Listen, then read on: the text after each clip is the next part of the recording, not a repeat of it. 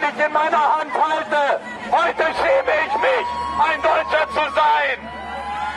Und ich habe mich dazu entschlossen, in Solidarität mit euch, diesen Pass so zu zerreißen, wie die israelische Armee das palästinensische Land und Volk zerreißt.